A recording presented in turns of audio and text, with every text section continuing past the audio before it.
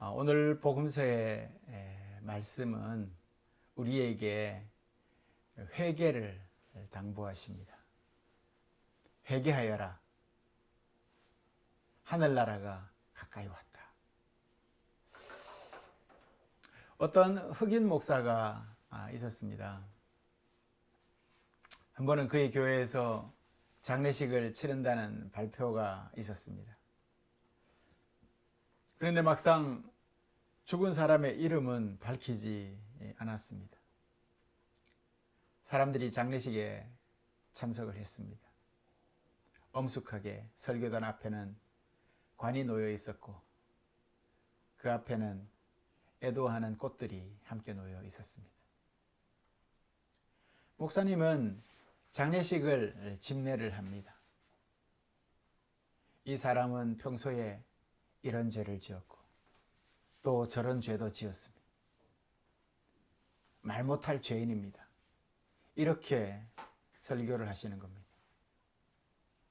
대부분 아무리 죄인이라 하더라도 돌아가신 고인을 향해서 죄인이라고 그렇게 드러내놓고 이야기하지는 않는 것이 도리 아니겠습니까? 하지만 이 목사님은 이 사람은 살아있는 동안에 있을 수 없는 모든 죄를 다 지었습니다. 라고 하면서 정말 사악한 사람입니다. 라고 그렇게 이야기를 합니다. 설교가 이제 끝났습니다. 목사님은 사람들에게 이제 이 끔찍한 죄인의 모습을 한 번씩 바라보십시오. 라고 하면서 관 앞으로 줄지어서 나오게 했습니다. 사람들이 줄지어서 나와서 관 속을 들여다보는 순간 사람들은 깜짝 놀랐습니다. 관은 텅 비어 있었고 대신 관 바닥에 커다란 거울이 놓여 있었습니다. 관을 들여다보는 사람들은 모두 다 자기 자신의 모습을 바라볼 뿐이었습니다. 목사님이 말했습니다. 그 거울에 비치는 사람이 바로 그 죄인입니다. 라고 말했습니다. 목사님이 그렇게 한 이유가 무엇입니까? 왜 그렇게 했을까요? 목사님은 성도들이 스스로 자기 죄를 돌아보기를 바라셨던 것입니다. 왜 자기를 또 자기 죄를 돌아보아야만 할까요?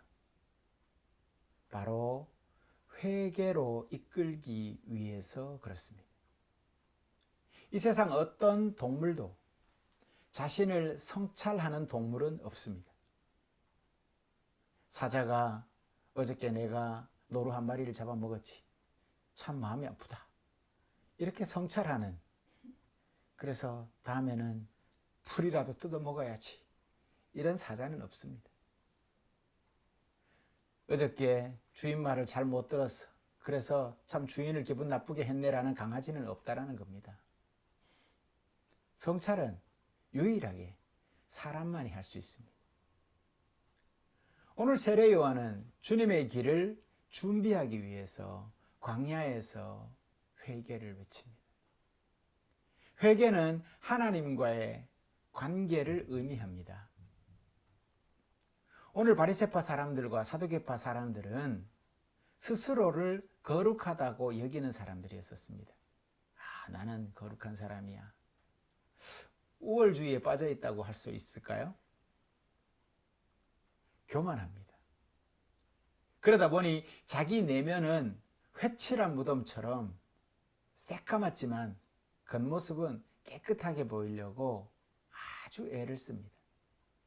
거짓으로 포장하고 있는 것이죠. 저들이 저지른 잘못이 무엇일까요? 거룩하게 열심히 살았던 그것이 잘못일까요?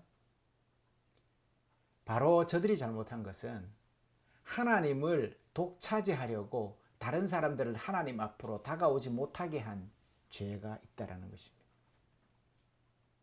여러분도 알다시피 바리새파 사람들과 사두개파 사람들은 종교 지도자들이 대부분이었습니다. 그들은 율법을 핑계 삼아서 사람들이 지키지도 못할 아주 촘촘하고 그런 세밀한 법을 만들어 놓고 사람들이 걸려 넘어지게 했던 것입니다. 그런 저들을 향해서 오늘 세례 요한은 독사의 자식들아, 번역을 독사의 자식들아 라고 이렇게 해서 음전하게 해놔서 그렇지 사실은 여러분이 상상하는 바로 그 말입니다. 욕이나 다름없는 것이죠. 우리도 심한 말을 할 때가 있죠. 언제 이런 심한 말을 합니까? 알아듣지 못하거나 말귀를 알아듣지 못하거나 몇 번을 주의를 줘도 따르지 않을 때에 그럴 때 이런 말을 하죠. 심한 말을 들으면 어떻게 됩니까? 순간 정신이 번쩍 듭니다. 특히 바리새인들과 사두개인들은 당시 사회적으로 상류 계층에 속하는 종교 지도자들이었습니다. 이런 말을 평소에는 전혀 들을 일이 없는 사람들이라는 것이죠. 그런데 요한이 심한 말을 하니까 이 사람들이 정신이 번쩍 들었을 것입니다. 그렇습니다. 요한은 저들이 정신을 차리기를 바라서 그런 말을 한 것입니다. 평소에 자기 내면을 들여다보지 못하는 그런 사람들이 자기 내면을 어떻게 들여다볼 수 있겠습니까? 이런 충격요법을 쓰지 않고는 아마 바라볼 기회조차 없을지도 모르겠습니다. 세상에서 제일 구제불능인 사람이 누구인지 아십니까? 누굴까요? 겉과 속이 다른 사람이 제일 구제불능입니다. 이런 사람들은 자기 겉모습이 정말 자기인 줄 알아요. 그러다 보니까 착각하고 살아가는 것이지요. 이런 사람들은 자기 최면에 빠져서 그렇게 살아갑니다. 신앙인도 자기가 겉으로 거룩한 척 하며 그렇게 정말 살아가다가 보면 자기가 정말 거룩한지 알아요. 회개하지 않게 된다는 겁니다. 우리가 가지는 덕목이 무엇입니까? 주님, 저는 죄인입니다. 저를 불쌍히 여겨주십시오. 이게 왜 우리의 덕목이 되었습니까? 회개로 이끌기 때문에 그것이 덕목인 것입니다. 그러니 성도 여러분, 늘 자신을 돌아보십시오. 성찰하십시오. 거울을 보듯이 자기 얼굴을 돌아볼 때에 우리는 회개할 수 있게 됩니다. 세례 요한이 이리도 심한 말을 하는 이유가 무엇입니까? 뭐 때문에 그렇게 합니까? 충격적인 말을 해서라도 저들이 제대로 하나님 앞에 섰으면 좋겠다라는 마음인 것입니다. 한 번도 돌아보지도 못했던, 듣도 보도 못했던 그런 말로 그 자기들을 그렇게 몰아세워서라도 하나님을 바라볼 수 있도록, 자기를 똑바로 바라볼 수 있도록 하는 것이죠. 성도 여러분, 여러분이 이런 말을 들으면 어떨 것 같습니까? 당장의 주먹질이라도 아니면 싸움이 나겠죠. 여러 가지 반응이 있을 수 있습니다만 대표적으로 기분 나쁘다며 똑같이 대드는 사람이 있을 수 있습니다. 요사이 보면 정치인들이 이런 것들을 많이 하더라고요. 상대편을 비판하지 않습니까? 그러면 그것이 듣기 싫어요. 그러면 또 반대편에 있는 상대편의 다른 이야기를 꺼내서 그걸 또 헐뜯습니다. 그래서 서로가 헐뜯고 헐뜯다 보니까 이야기는 무주공산이 되고 어느 순간인가 저기 가고 히말라야에 가서 두 사람이 아유 뭐 그래도 뭐 하면서 서로 악수하고 있더라고요. 이게 정치 아니겠습니까? 그 말이 정치라는 것이죠. 똑같이 욕해주고 돌아서서 가버리면 끝입니다. 이런 사람들에게는 회개에 합당한 열매는 기대할 수가 없습니다. 하지만 자기 내면을 똑바로 바라보는 사람은 스스로의 잘못을 깨닫고 회개의 자리로 나올 수가 있습니다. 여러분, 회개가 무엇입니까? 대부분 회개한다고 하면 자기 잘못을 뉘우치는 것만으로 생각합니다. 물론 틀린 말은 아닙니다. 하지만 그 회개를 자세히 들여다보면 네 가지 관계와 이어져 있다는 것을 알 수가 있습니다. 제가 자막을 하나 올리겠습니다. 첫 번째는 하나님과의 관계입니다. 하나님과의 관계. 그리고 두 번째는 나와 나 자신과의 관계. 세 번째는 나와 이웃과의 관계. 그리고 네 번째는 피조물과의 관계입니다. 우리가 단순히 회개하지만 그 회개의 효과는 이렇게 네 가지 관계의 회복이 이루어진다는 것을 의미합니다. 관계가 틀어지고 막히면 소통이 안 되지요. 막히면 고여서 썩게 되는 것입니다. 다시 말해서 회개하지 않으면 스스로를 자기 안에 가두게 된다라는 것입니다. 여러분들, 물이 고이면 어떻게 되나요? 물이 썩게 되죠. 죄를 가두고 쌓으면 그것이 골마서 뭐가 됩니까? 썩어서 독이 됩니다. 세례 요한이 괜히 독사의 자식들아 한 얘기가 아니에요. 그들의 내면은 독이 쌓여 있기에 독사의 자식들아라고 얘기한 거예요. 우리도 마찬가지죠.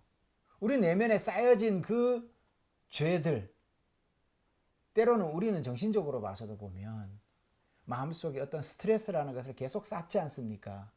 그러면 그게 고여 있고 그 고여 있는 것이 나중에 정체되면 썩게 되고 독이 되어서 결국은 터져나올 때 분노로 터져나와서 상대편에게 공격을 하게 되는 것이죠. 아니면 정신적인 어떤 이상을 일으키던가 하게 됩니다. 영적으로도 마찬가지입니다. 우리가 회개라는 그러한 메커니즘을 적절히 활용하지 않는다면 우리 내면에는 계속 죄가 쌓일 것입니다. 그리고 그것은 그 자리에 머물러서 썩게 되고 독이 되어서 결국은 하나님을 돌아서는 어떤 원인이 될 것입니다. 우리는 하나님의 형상을 품은 사람들입니다. 절대 우리 안에 죄를 쌓아서는 안 되는 사람들이라는 말이지요. 성경은 우리더러 너는 복의 근원이 되라고 했어요. 너는 독의 근원이 되라고 하지 않았어요. 그런데 자기 안에 갇히게 되는 순간 그때부터 쌓이는 것은 이 세상 안에서의 죄밖에 없습니다. 하나님과 소통하고 나와 소통하며 이웃과 그리고 피조물과 소통할 때에 진정 자신을 돌아볼 수가 있습니다. 회개할 수가 있습니다. 그래서 이 소통을 막힌 담을 허물어뜨리신다라는 말로 바울 사도는 고백을 한 것입니다.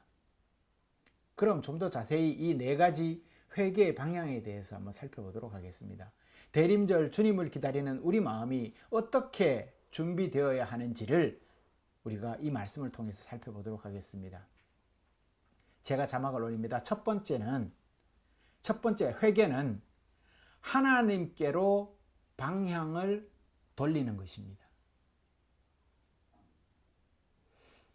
로마서 15장 7절의 말씀을 제가 한번 읽어보겠습니다. 그러므로 그리스도께서 하나님의 영광을 드러내시려고 여러분을 받아들이신 것 같이 여러분도 서로를 받아들이십시오라고 말을 합니다.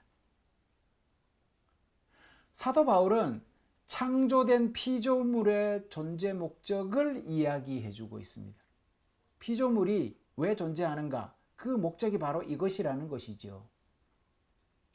사실 하나님 입장에서 이 세상과 사람을 창조하신다고 해서 우리가 하나님에게 무슨 큰 도움을 드릴 수 있는 존재는 아닙니다.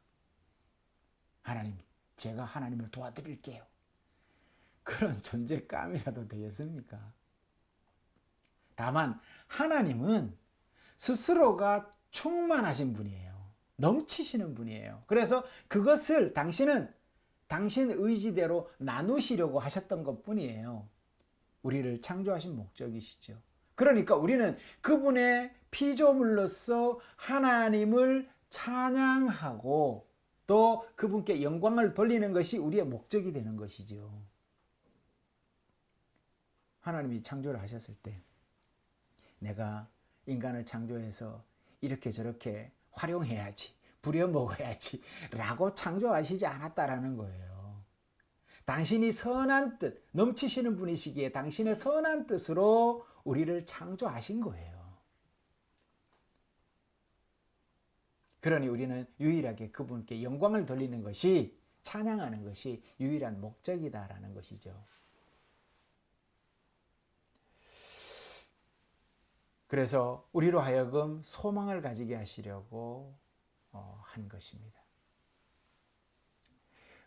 로마서 15장 4절에 보면 주는 인내와 위로로서 우리로 하여금 소망을 가지게 하려고 하셨다라고 합니다. 우리 죄를 인내하시고 우리 약함을 위로하시며 우리가 죄인임에도 불구하고 소망을 버리지 아니하시는 하나님이다라고 합니다. 그러니 하나님은 어떻습니까? 인내와 위로와 소망, 이것은 우리의 회개에 대한 하나님의 응답이라는 것이죠. 하나님이 인내해요. 하나님이 우리를 위로해요. 하나님이 우리에게 소망을 주세요. 이것은 회개에 대한 응답이라는 거예요. 둘째 한번 봅시다. 두 번째는 회개는 나 자신의 고유한 아름다움과 화해하는 것입니다. 조금 어렵죠? 나 자신이 갖고 있는 고유한 아름다움과 화해를 하는 것이다. 아브라함이 우리 조상이다 하고 마태복음 3장 9절에 보면 아브라함이 우리 조상이다 하고 말할 생각을 하지 말아라라고 말을 해요. 우리는 하나님의 형상을 닮은 사람입니다. 하나님을 닮았다는 말은 하나님의 진실하심과 선하심과 아름다움이 본래 우리 속에 깊숙이 새겨져 있다라는 말이에요.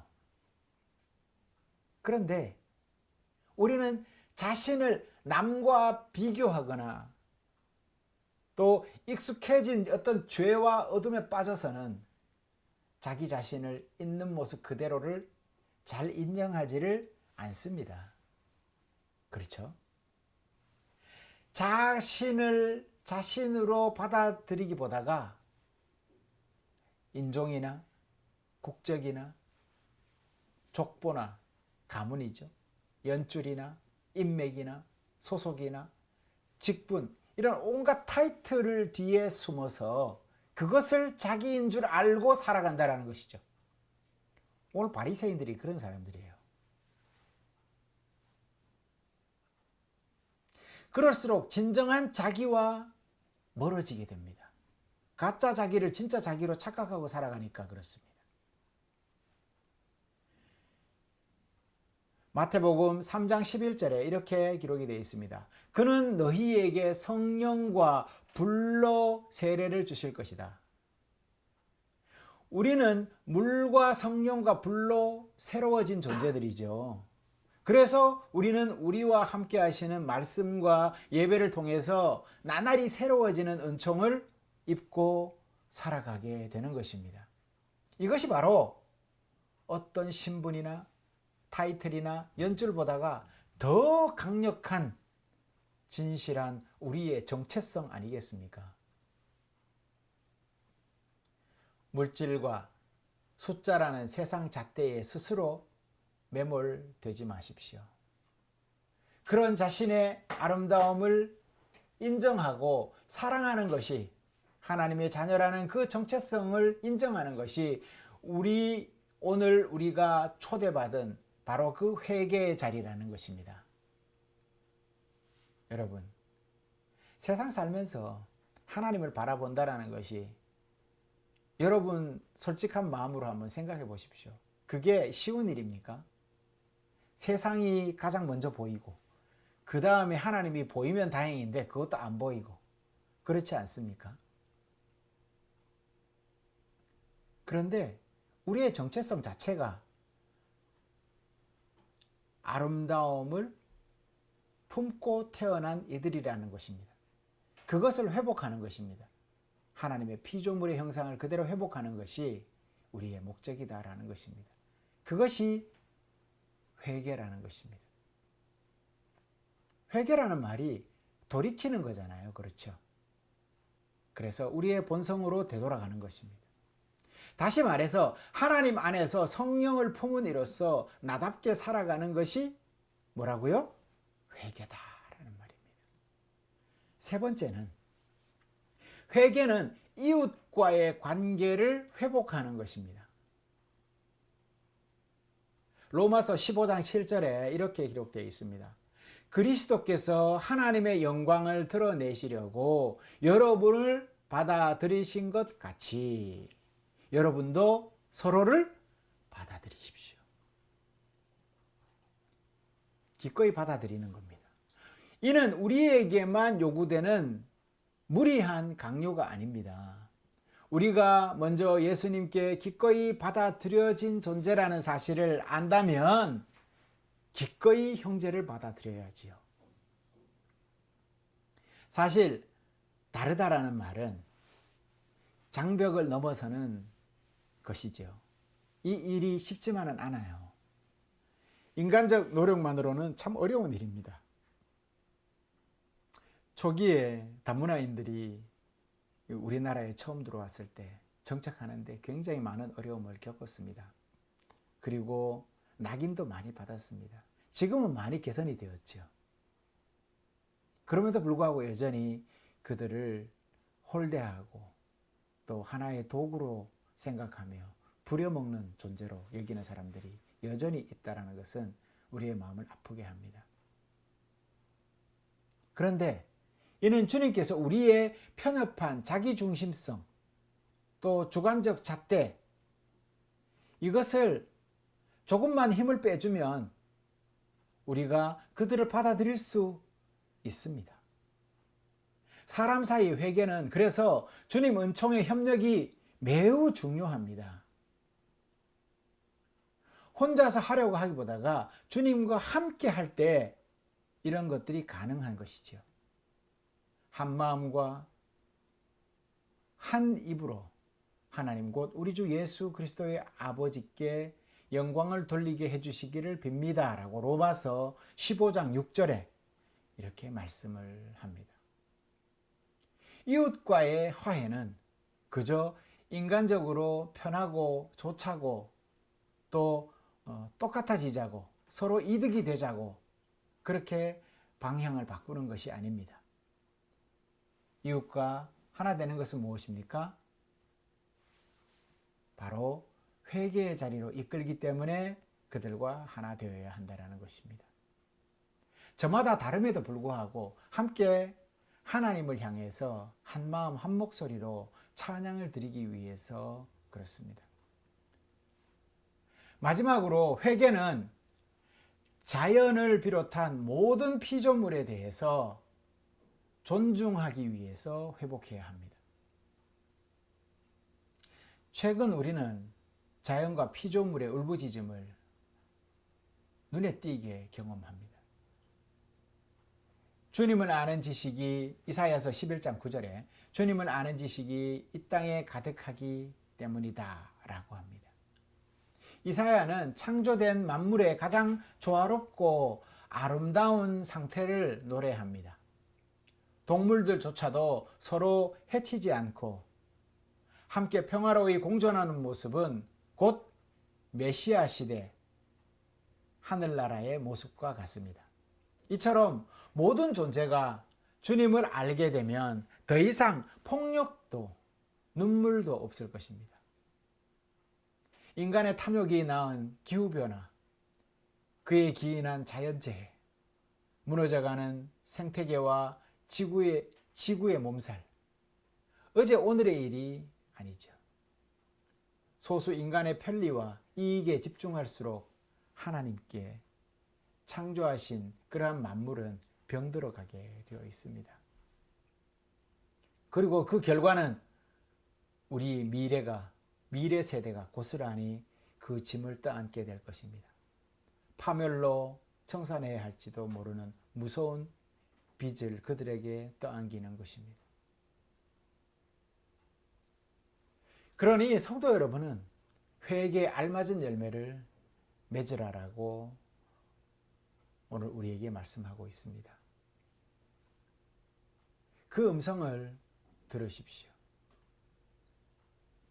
이야기 하나를 하고 말씀을 마무리하고자 합니다. 스코틀랜드의 어느 목사가 신방을 갔습니다. 신방을 간 집에 아주머니에게 아주머니 지난 주일에 예배당에 오셨습니까? 하고 묻습니다. 그럼요. 제가 무슨 제목으로 설교했는지 혹시 아주머니 기억하십니까? 또 물었습니다. 그런데 아주머니는 기억이 잘 나지 않습니다, 목사님 하고 이야기합니다. 사실 그렇습니다. 설교 시작할 때 제목을 얘기했는데 설교 마치고 교회문 벗어나면 그 제목 생각나지도 않습니다. 본문이 뭐였지? 라고 생각도 잘 안 납니다. 부인은 섭섭한 눈치를 목사에게 보입니다. 제가 기억 못하는 게 참 미안하기도 하지만 또 그렇다고 해서 타박할 일도 아닌데 그렇게 자꾸 물으니 섭섭했던 것이죠. 그래서 그 부인은 목사를 모시고 목장으로 갑니다. 거기서 양털을 담은 시루에다가 바구니에다가 물을 서너 번 끼얹습니다.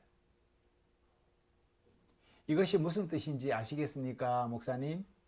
했더니 목사님이 모르겠는데요. 부인은 다시 물을 길어와서 거기에다가 붓습니다. 그리고 목사님에게 묻습니다. 무슨 뜻인지 아시겠습니까, 목사님? 모르겠는데요. 그랬더니 이 부인이 찬찬히 설명을 합니다. 양털 담긴 시루에다가 물을 길어서 부을 때에 물은 고스란히 바닥으로 새어버립니다.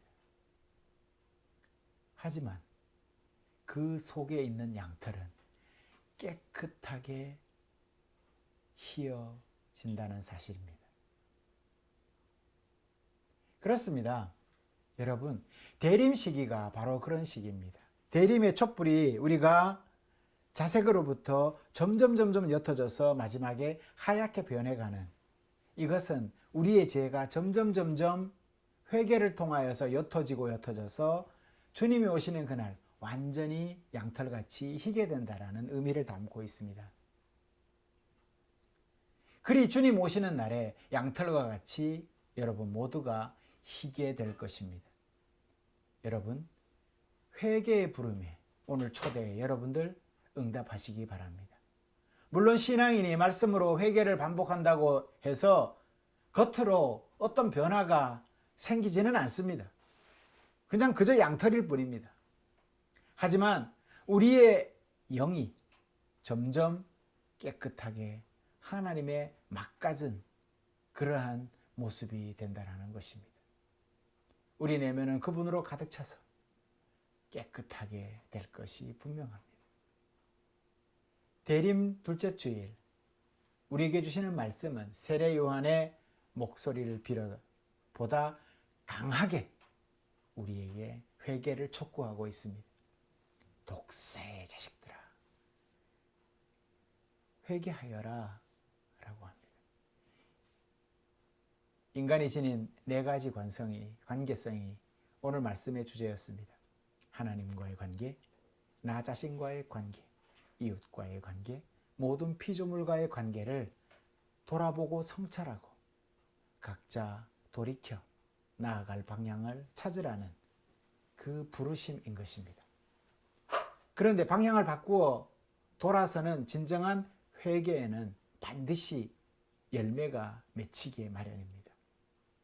성도 여러분, 대림 둘째 주간을 맞이하며 말씀 안에 머물러서 주님께 보여주시는 회개의 부름을 기꺼이 맞아들이고 실천하는 모든 성도들이 다 되시기를 바랍니다. 기도하시겠습니다.